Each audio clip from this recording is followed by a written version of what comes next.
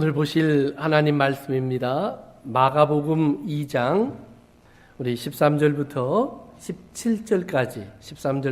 17절까지 말씀 같이 봉독합니다.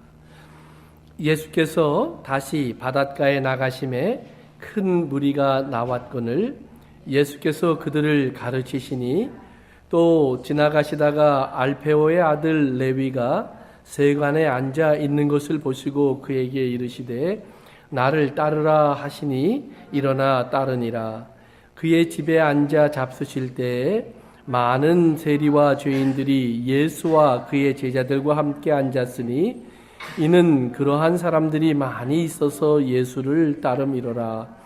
바리새인의 서기관들이 예수께서 죄인 및 세리들과 함께 잡수시는 것을 보고 그의 제자들에게 이르되 어찌하여 세리 및 죄인들과 함께 먹는가? 예수께서 들으시고 그들에게 이르시되 건강한 자에게는 의사가 쓸데없고 병든 자에게라야 쓸데있느니라. 나는 의인을 부르러 온 것이 아니요 죄인을 부르러 왔노라 하시니라. 아멘. 마가복음 1장에서부터 이제 2장 우리가 지난주 공부한 데까지 내용을 보면 예수님께서 이제 이 땅에서 하나님의 메신저로 또 하나님의 메시아로 사역을 시작하시면서 하시는 일들이 이제 자세하게 소개되고 있습니다. 가장 먼저 하신 일은 이제 복음을 선포하신 일이었습니다. 회개하라, 천국이 가까이 왔느니라. 그리고 내가 전한 복음을 믿고 너희도 이제 하나님의 나라의 백성이 되어라 라고 하는 그런 메시지를 전하십니다. 그리고 이어서 귀신을 쫓고 병을 고치고 그리고 문둥병자를 깨끗게 하고 지난주에 우리 공부한 말씀처럼 누워있는 중풍병자도 일으켜 그에게 하나님의 귀한 찬양을 드리는 사람으로 삶의 변화를 허락해 주십니다. 근데 이러한 일이 일어나면 일어날수록 예수님을 위대하게 보고 또 예수님을 따르는 사람들이 많아졌습니다. 그러나 또한 동시에 또 한편에서는 예수님을 경계하고 그리고 예수님을 오해하고 또 예수님과의 거리를 두기 시작하는 사람들이 생겨나기 시작합니다. 어떤 생각할 때에는 거기에 나쁜 일이 하나도 없는데 왜 이런 일들이 일어날까? 나쁜 일들이 없어서 이런 일들이 일어나는 것이 아니라 우리 안에 있는 죄가 항상 이러한 오해를 만들어내기 때문입니다. 우리가 이 땅을 보면 아무리 좋은 일 뒤에도요, 우리는 항상 사람들이 하는 얘기를 들어보면 여러 가지 판단이 나올 수 있는 것을 봅니다. 그러면 누가 어떤 사람을 도와줍니다. 그래서 열심히 돌봐줍니다. 그러면 어떤 사람은 얘기합니다. 저 사람은 참 착하다. 어떻게 저런 수고를 다하고 이렇게 어려운 사람을 위해서 봉사를 많이 할까. 그런데 또 어떤 사람은 그걸 보면서 말을 합니다. 저거 다 쇼야. 저 사람 자기가 예수 믿는다고 그렇게 다 티내는 거야. 실제로 보면 저 사람 속에서는 그 돕는 사람들을 얼마나 무시하고 얼마나 멸시하는지 알아. 그러나 제가 여기서 말씀드리려고 하는 것은 이 사람이 맞다, 저 사람이 맞다라는 말씀을 드리려고 하는 것이 아닙니다. 제가 말씀을 드리려고 하는 것은 어떤 일에도 다 이중적인 모습이 있을 수 있다라는 것입니다. 예수님께서 그런 사역을 하시는데 일부 사람들, 특별히 그 당시에 이스라엘의 지도자라고 알려져 있는 사람들에게는 예수님이 하는 일이 점점 더 못마땅하게 보여지기 시작합니다. 그 이유는 아주 단순합니다. 그들이 알고 있는 하나님과 그들이 믿고 있는 하나님의 말씀을 따라가지 않기 때문입니다. 하나님의 말씀이 왜 병든 자를 고치는 것을 반대할까요? 왜 하나님의 말씀이 문둥병자를 깨끗게 해주는 것을 반대할까요? 왜 하나님의 말씀이 저 중풍병자가 그렇게 오랫동안 고생을 하다가 저가 일어나서 걷게 되는데 왜 반대를 할까요? 그들이 하는 말을 들어보면 그렇습니다. 우리는 병든 자가 난 것 가지고 뭐라고 그러는 것 아니다. 그런데 그 병든 자가 난 것을 가지고 내가 하는 말이 잘못됐다. 병든 자를 고치는 너의 선택한 날과 시간이 잘못됐다. 우리가 말하는 것은 그것을 말하는 거지. 바로 내가 고치고 깨끗게 한 사람들, 그것이 잘못됐다고 말하는 것이 아니다라는 말입니다. 사랑하는 성도 여러분, 예수님께서 그들에게 분명하게 다시 한번 말씀합니다. 너희들이 아니라고 하는데 그렇게 말하는 모든 근거 뒤에는 너희의 죄악된 원래의 본성이 그대로 있다. 성도 여러분, 우리가 누군가를 향해서 어떤 말을 할 때 주의해야 될 것이 하나가 있습니다. 그것이 뭐냐 하면 정말 이것이 내 안에 들어와 계시는 하나님의 성령님으로 인해서 내 마음에 나타난 생각과 언어인지, 아니면 바울이 말하는 것처럼 내가 원래 죄 가운데 태어나서 죄성을 가지고 있는데 그것을 우리는 종교라는 이름으로 이렇게 포장해 놓고 그리고 거기서 거룩한 사람인 척하면서 하는 말인지를 잘 분리해야 된다. 배고픈 제자들이 하루는 길을 가다가 배가 고파 이제 주변에 있는 밀 이삭을 따서 그것을 벗겨서 먹었습니다. 그날은 마침 안식일이었습니다. 사람들이 이야기를 합니다. 안식일에 저런 일을 하는 것은 옳지 않다. 대부분의 이스라엘 사람들은 안식일 전에 그 안식일 날 먹을 것을 미리 준비해 둡니다. 그러니까 어떻게 보면 예수님과 예수님의 제자들은 미리 준비하지 않았다라는 것입니다. 게으른 것입니다. 그러나 또한 반대로 보면 예수님과 예수님의 제자들은 그것을 준비할 시간도 없을 만큼 바빴다라는 말입니다. 주변에 찾아오는 많은 사람들을 돌봐야 했고 그들을 고쳐주어야 했습니다. 말씀을 가르쳐야 했고 여행을 계속해야 했습니다. 어디 한 군데 멈추어서 양식을 준비할 시간이 없었습니다. 정말 그것을 비판하려면 우리 밀 이삭을 이렇게 따서 그것을 부벼서 입에 넣는 제자들을 탓할 것이 아니라 그들의 배고픔과 그들의 목마름을, 그들의 곤고함을 미리 염려하여서 오히려 자기의 것을 베풀고 나누어 주는 사람이 필요했을 겁니다. 안식일이라는 것은 그렇기 때문에 무엇이냐 하면 하나님께서 너희는 종살이 하고 있는데 안식일을 지켜라. 아닙니다. 종살이 하고 있는 사람은 안식일을 지킬래야 지킬 수가 없습니다. 하나님이 그들에게 안식일을 주는 것은 먼저 그들이 자유하게 하고 안식일을 주십니다. 무조건 자유함을 얻었다고 또 안식일을 주시는 것도 아닙니다. 하나님은 안식일 전날 성경에 보면 광야 여행을 할 때에는 이틀치의 양식을 미리 주십니다. 그래서 그들에게 내일 그들이 닥쳐올 안식일이라는 날이 있는데 그날은 아무 일도 하지 않는 날입니다. 그러나 아무 일도 하지 않는다는 말은 곧 먹을 것, 마실 것, 입을 것 염려하지 않아도 되는 날이다라는 말이에요. 수고를 멈출 수 있는 날이지 내가 수고하지 않으면 굶어야 되는데 오늘 안식일을 안 지켰다고 돌에 맞는 것 아니다라는 말이에요. 물론 탐욕을 가지고 그 안식일에도 또 무언가를 더 채워보려고 하나님이 주신 것 외에 하나님이 내게 주신 것이 모자라다고 다른 은혜를 찾는 사람들이 있다면 그것은 탐욕입니다. 그러나 하나님이 이스라엘에게 분명히 안식일을 주실 때 보면 그들에게 자유함을 주셨습니다. 더 이상 그들의 등을 채찍질하는 사람이 없어졌습니다. 더 이상 그들에게 억지로 일어나서 나오라고 하는 사람도 없어졌습니다. 원치 않는 일을 하라고 하는 사람도 없어졌습니다. 두 번째는 그들이 이제 아침에 눈을 떴을 때 무엇을 먹을까 마실까 입을까 염려하지 않아도 됩니다. 그들은 오늘 하루는 육체적으로 편안히 좀 쉬고 그들의 영과 육을 회복시키면서 하나님의 은혜를 생각하며 하루를 즐기면 됩니다. 혹시라도 이웃 가운데 양식이 떨어진 사람이 있으면 나누어 주면서 함께 먹고 마시면서 하나님을 찬송하는 귀한 일을 나누면 됩니다.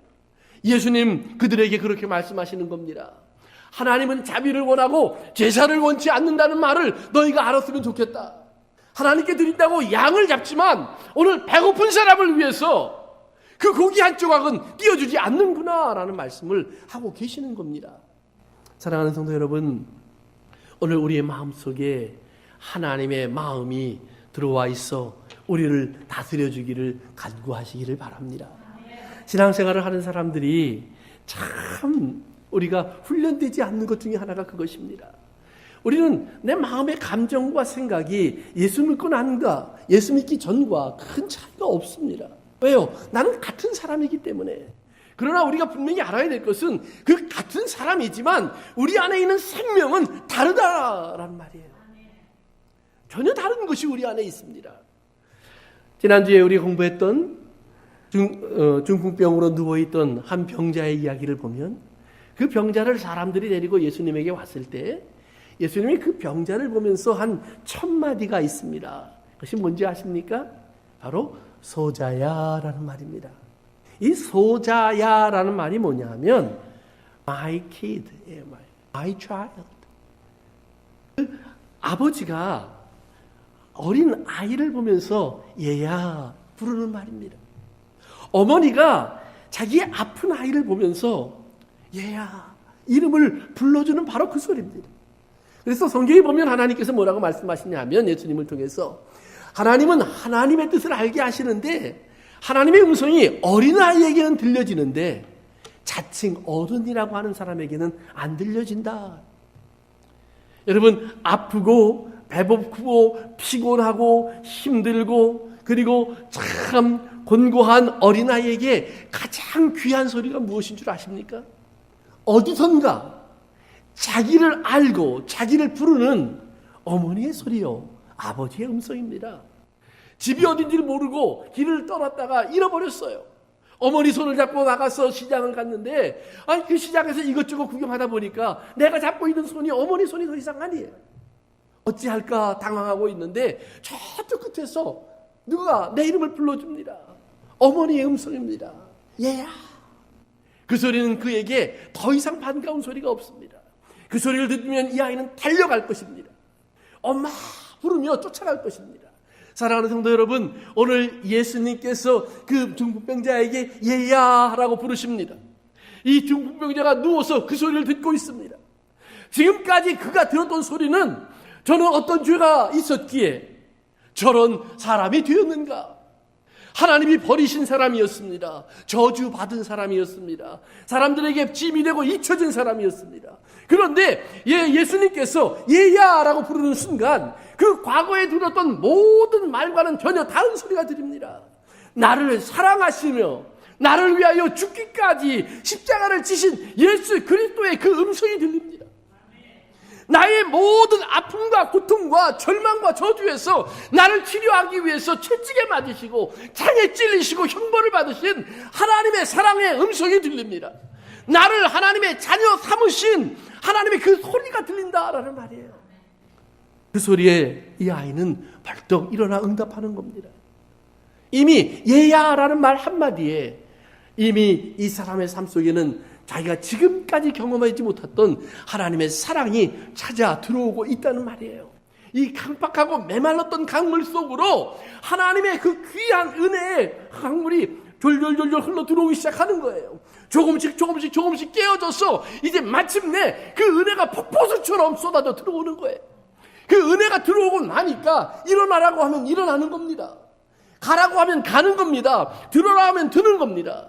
사랑하는 성도 여러분, 오늘 우리의 삶에도 하나님의 이 음성이 들려졌을 줄로 믿습니다.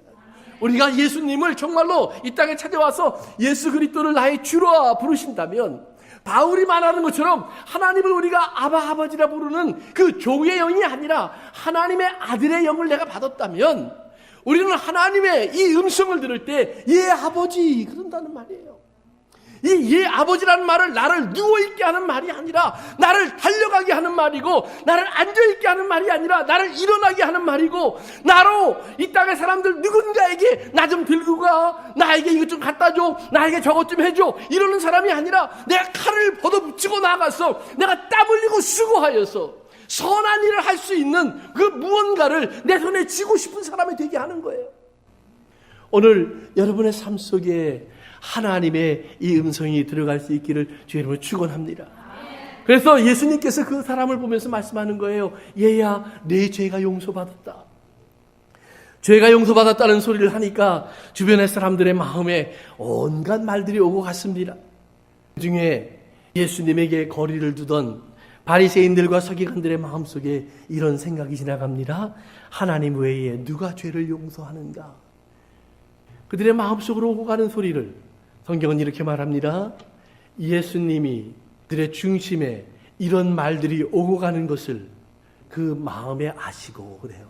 근데 그 마음에 아시고라는 말이 뭐냐면 예수님이 영으로 아시고라는 말이에요. 영으로 아시고. 바울이 말을 했습니다. 영으로 안다는 말은 뭐냐면 영은 우리의 육체와 마음과 영혼의 사정을 다 아는 것을 영이라고 성경은 말을 합니다. 하나님의 성령 외에 하나님을 알 수 있는 자도 없고 하나님의 성령 외에 너희의 영과 혼과 육의 모든 사정을 아는 것도 없어요.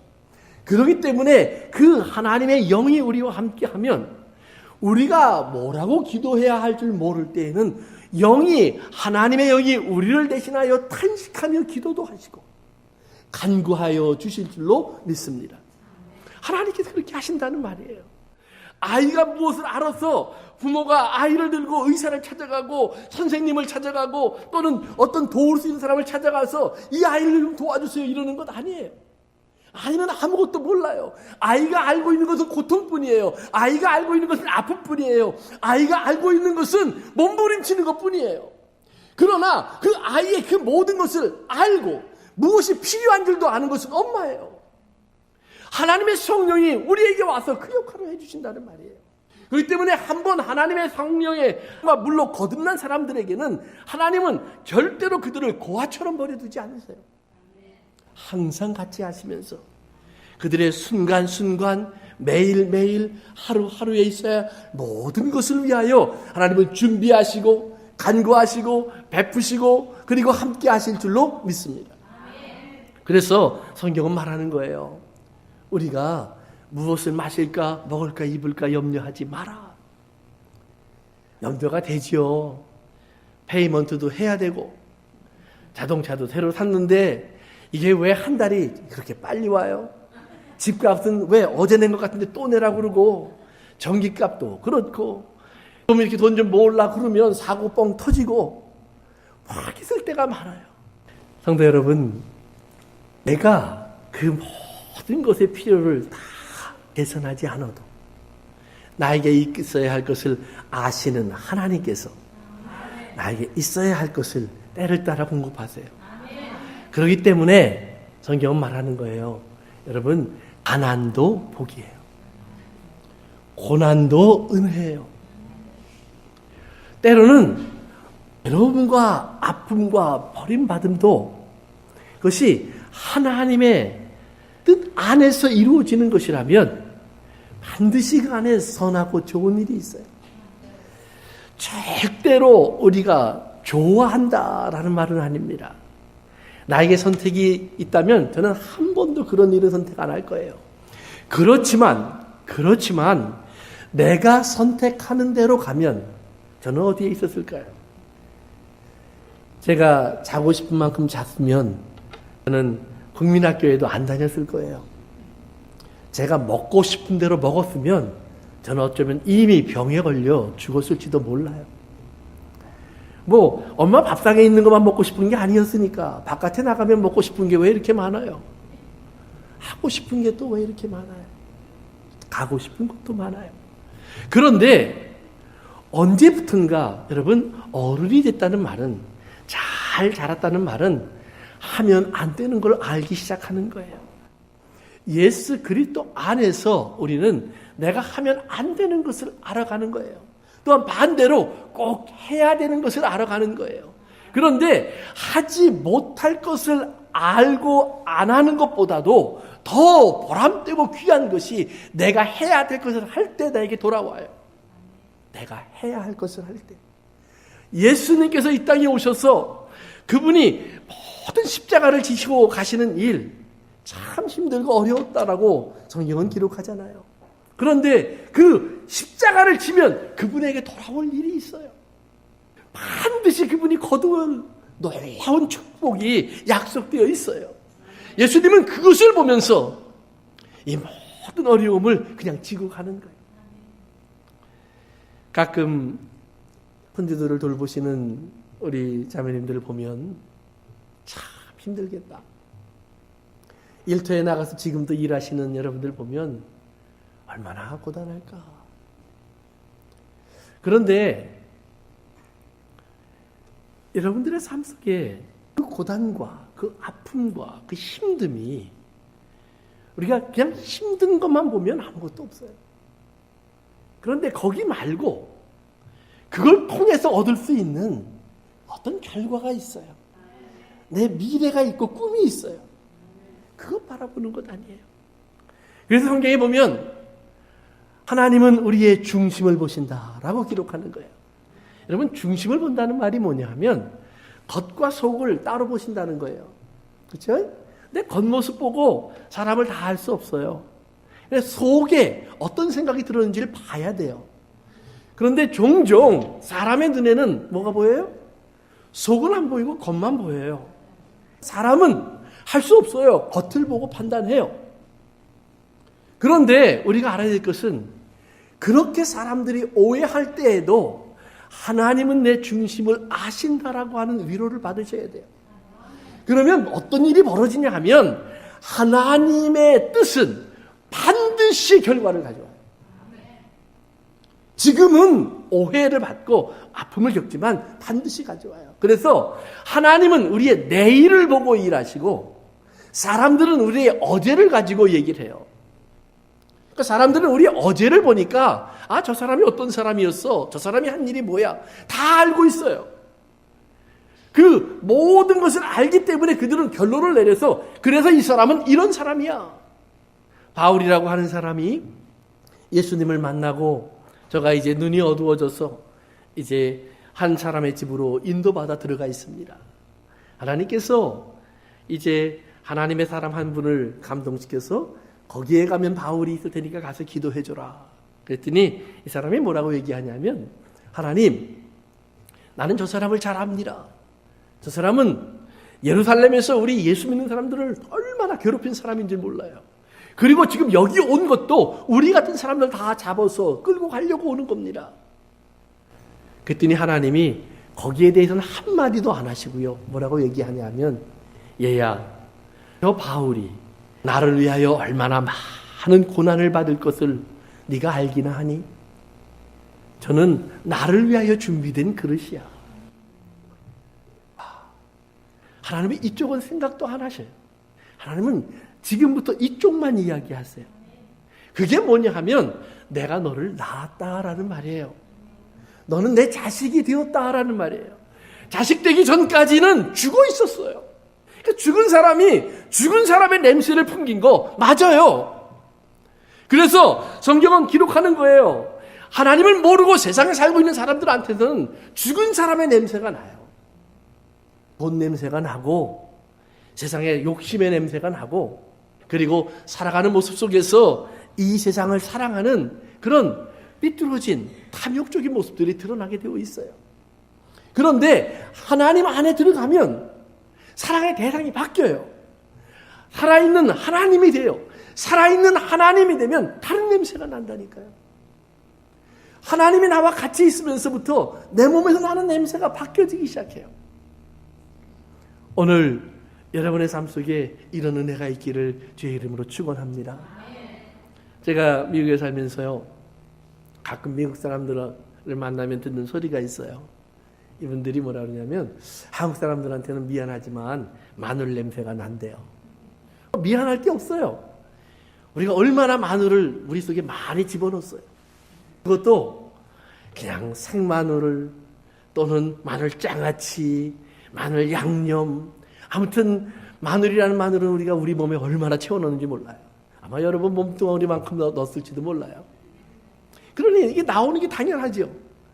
그러니까 우리도 모르는 사이에 우리 속에는 무언가 내 속에 있는 것이 나에게 채취가 되어서 바깥으로 흘러나오기 시작하는 거예요. 만약에 여러분 안에 아무리 교회에 나와 앉아있고 아무리 여러분들이 성경 많이 안다고 할지라도 세상이 그대로 들어가 있으면 여러분이 살고 있는 모습 속에서 자꾸 악취가 나요. 악취가. 세상의 냄새가. 교회 속에 아무리 눈 뜨고 봐도 하나님은 안 보이고 세상만 보이는 교회들이 많이 있다는 말이에요. 얼마 전에 어떤 분이 쓴 글을 이렇게 책을 보는데 거기 그렇게 써놨어요. 교회 가보니까 기도는 여자들이 다 하고 회의는 남자들이 들어와 앉아서 자기들 생각대로 결정합니다. 그러면 그 교회에서 이루어지는 일들이 기도하는 사람의 뜻대로 되었을까요? 아니면 주일날 와서 폼 잡고 재직회에 들어가서 결정하고 나온 남자들의 생각대로 됐을까요?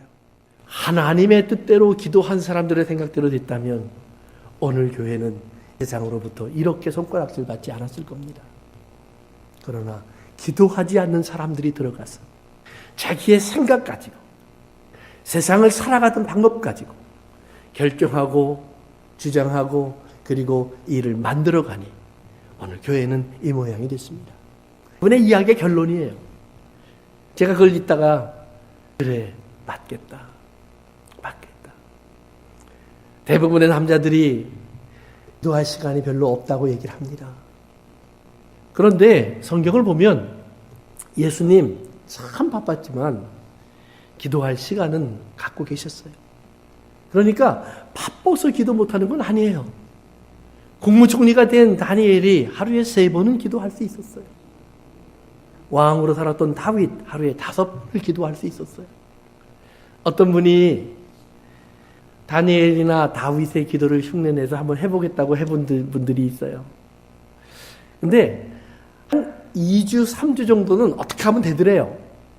근데 그거 넘어가니까 힘들어서 못하겠대요. 딱 시간 정해놓고요. 그 시간만 되면 기도하는 거예요. 그렇게 기도하는 사람들이 지금도 있지요.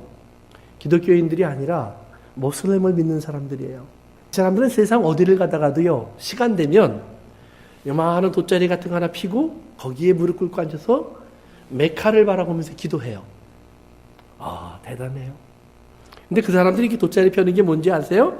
이게 뭐냐면 이게 지금 어느 세상 어디에 있어도 하나님 요만한 돗자리 깐 여기는 지금 하나님의 것입니다. 알라 당신의 것입니다. 그리고 내가 여기에 올라가서 무릎을 꿇습니다. 그런 뜻이래요. 저도 몰랐어요. 그 사람들이 요즘 하도 이렇게 문제도 많고 해서 제가 좀 공부하다 배운 것 중에 하나예요. 우리가 신앙생활 하면서 우리가 정말 하나님을 알려고 얼마나 노력하는가. 요즘 제가 여러분들에게도 참 어려운 기도 제목 하나 드리고 나서 계속 기도하십시오 그러는데 여러분들 정말 내가 하나님의 마음을 알려고 얼마나 애쓰는가. 우리도 모르는 사이에 내가 가지고 있는 것들, 내가 잃은 것들, 하나님 앞에는 아무것도 아닌데 세상이 볼 때는 귀해 보이는 것들이 있다라는 말이에요. 예수님이 중풍병자를 고치고 나니까 많은 사람들이요, 예수님을 따라다니기 시작했어요. 예수님이 길을 가다 보니까 마태라고 하는 세리가 앉아있는 세관이 있어요. 예수님 당시에 세금을 걷는 세리들이 두 종류의 사람이 있었습니다. 하나는 어떤 사람이냐면 집, 땅 또는 월급 이런 거 받는 사람들한테 요즘으로 말하면 세금을 미리 걷어가는 거예요. 그건 이미 정해져 있어요. 월급의 몇 프로. 집값이 100만 원이면 100만 원의 몇 프로. 땅이 뭐 5에이커 있으면 1에이커당 얼마에 다 정해져 있어요. 그래서 정한 만큼 가져가면 돼요.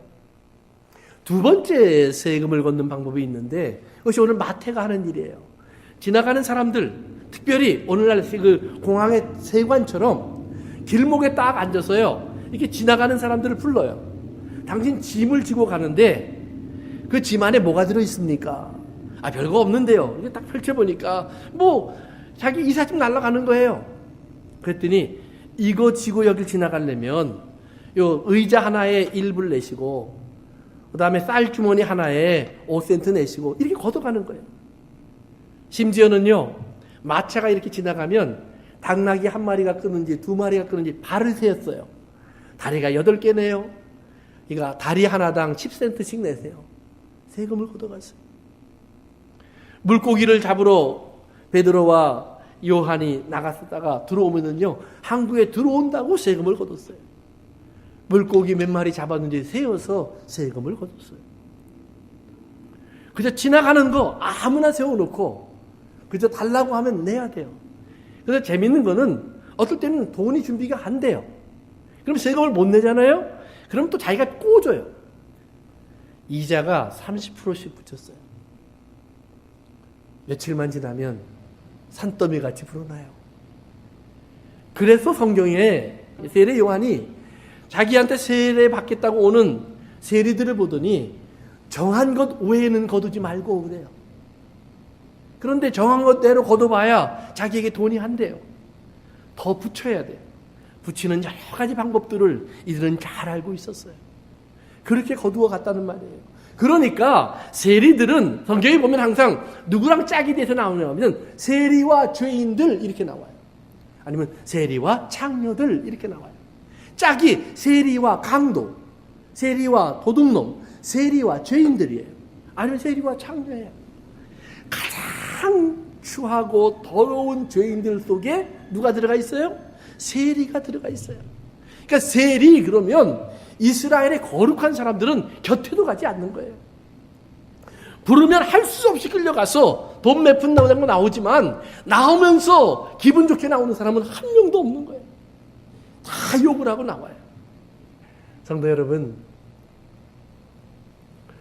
이렇게 악한 사람들이에요. 누구에게도 기쁨을 주지 않는 사람들이에요. 그런데 예수님이 그 길을 지나가다가 레위라고 하는 마태를 만나더니 그를 부르는 거예요. 근데 이 사람의 히브리 이름이 원래 레위예요. 레위라는 말은 야곱의 12아들 중에 한 명입니다. 그 말의 기본적인 뜻은 united, 합치다라는 말이에요. 합치다. 그래서 그 레아라고 하는 야곱의 부인이 레위를 낳고 무슨 말을 했냐면 이제 내 남편과 나는 하나 된 사람이 되었다. 이런 말을 한 거예요. 그래서 united, 넌 레위야. 아버지와 나를 하나 되게 해준 사람. 그런 표현을 쓴 사람이에요. 그런데 레위가 여기 살고 있는 모습을 보니까 이스라엘과 하나 되어 사는 것이 아니라 로마와 하나 되어 사는 거예요. 우리나라 일본 시대에 외정 시대 때 일본 사람들과 하나 되어 사는 사람들을 우리가 뭐라고 불러요? 친일파, 매국노, 그런 사람이 된 거예요. 그렇게 살아가는 거예요. 그런데 예수님을 만난 다음에 이 레위가 자기 이름을 마태라고 쓰기 시작해요. 마태. 마태라는 말이 뭐냐면 하나님의 선물이란 말이에요. 어제까지 자기가 갖고 있었던 그 레위라는 이름을 가지고 내가 세상과 하나 되어서 로마와 하나 되어 살아갔지만 예수님을 만난 그 순간부터 나는 하나님의 선물이 되었다라는 말이에요. 그래서 교회 전승에 보면 이 마태가 예수님을 만나서 예수님이 넌 나를 따라오너라 그랬더니 예수님을 따라갔어요. 그런데 성경에 누가복음에 보면 다 놓고 그랬어요. 거기에는 뭐가 포함된 거냐면 자기가 기록했던 모든 장부도 놓고 돈을 꿔주고 받아야 될 모든 기록도 놔두고 그리고 그동안 걸어들였던 돈도 다 그대로 놔두고 아무것도 가져가지 않았어요. 그래서 다 그대로 두고 떠났는데 하나를 가지고 갔대요. 그게 뭐냐 하면 그 펜을 가지고 갔어요. 지금까지 세금 매기면서 기록해놨던 펜이에요. 이자 주면서 이름 적어놨던 거예요. 누구한테 가서 돈 받아와야지 하고 다 적어놨던 그 연필 하나만 들고 나갔다는 거예요. 그러더니 나중에 가보니까 그 연필 가지고 과거에는 그것 가지고 사람들에게 고통을 주기 위한 것을 기록했는데 마태복음이라고 하는 하나님의 말씀을 기록하는 데 썼다는 거예요. 그래서 예수님 만나기 전에 저는 이 세상과 연합하여 살면서 이 세상에서 자기가 먹고 마시고 배부르겠다고 온갖 사람들에게 아픔을 주는 말들을 남겼지만 예수님을 만나고 나서 그의 손에 들려진 연필을 가지고는 그는 정말로 수천 년이 지나도 읽는 사람 누구에게나 하나님의 은혜가 될 수 있는 귀한 선물을 기록하는데 그것을 썼다 하라는 말이에요. 오늘 여러분의 삶에 이런 변화가 있기를 주님의 이름으로 축원합니다. 내가 어제까지 정말로 내가 엄마로서 내 아이들을 이 세상에서 어떻게 하면 성공시킬까라고 그 아이를 키웠던 엄마였다면 여러분들이 예수님을 따라 나오면서부터는 이제 이 아이를 하나님 앞에 바로 세울 수 있는 그런 엄마가 되기 위해서 기도하고 간구하고 사랑하시기를 주의 이름으로 축원합니다. 먹여놨더니 키워놨더니 이런 말 하지 말고, 하나님, 내가 저에게 먹일 수 있었던 것도, 저를 내가 돌볼 수 있었던 것도 얼마나 큰 은혜인지요. 저를 내 품에 안은 것이 얼마나 큰 사랑인지요. 하나님, 이 사랑이 저에게 전달되기를 원합니다. 저가 주님의 품 안에 안겨있는 모습을 발견하게 하옵소서. 이렇게 기도하는 엄마가 될 수 있기를 주의 이름으로 축원합니다. 여러분, 직장에 다니면서 이번 달 먹고 살고 그리고 입고 그리고 내가 은퇴를 준비하고 내 미래를 준비하기 위해서 내가 돈을 벌기 위하여 이 세상으로 나가는 것이 아니라, 이제는 하나님 내게 이 세상에 나아가서 이제는 이 땅에서 먹고 마시고 입게 하셨사오니, 하나님 이것 속에서 나의 하나님의 선함을 드러내게 하시옵소서. 하나님의 살아계심을 보여주게 하옵소서. 내가 숨쉬는 동안 세상은 나에게 호흡하시는 하나님의 성령의 역사를 보게 하시고, 내가 걷는다면 나를 일어나 걷게 하시는 하나님의 말씀을 보게 하시옵소서.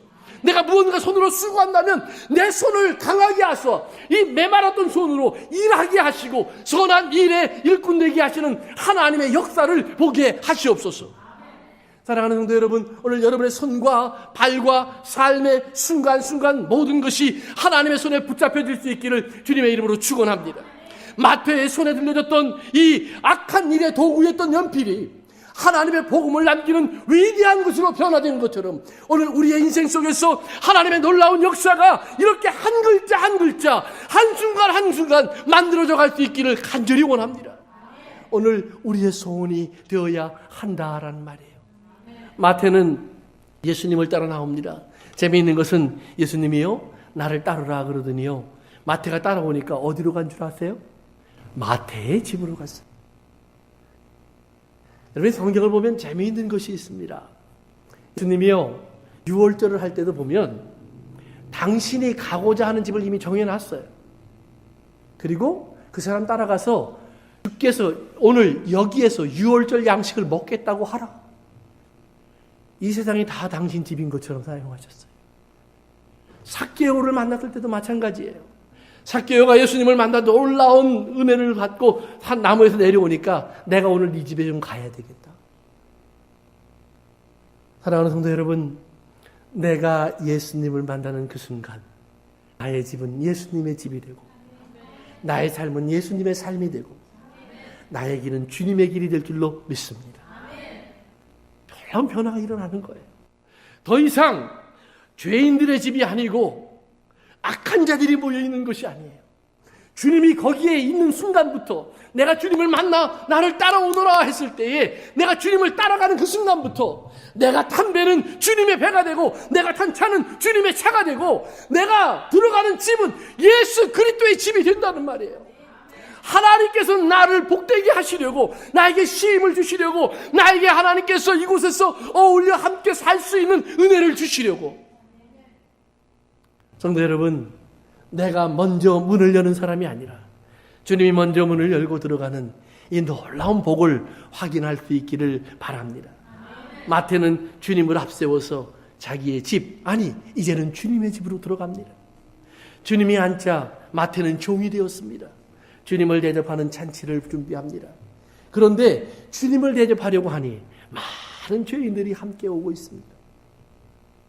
성도 여러분, 주님을 대접한다는 말은 항상 많은 죄인들을 함께 섬긴다는 말입니다. 왜냐하면 예수님은 분명히 말씀합니다. 내 몸이 생명의 양식이고 내 피가 생명의 음료인데, 이것은 의인들을 위하여 준비한 것이 아니라 죄인들을 위하여 준비한 것이에요.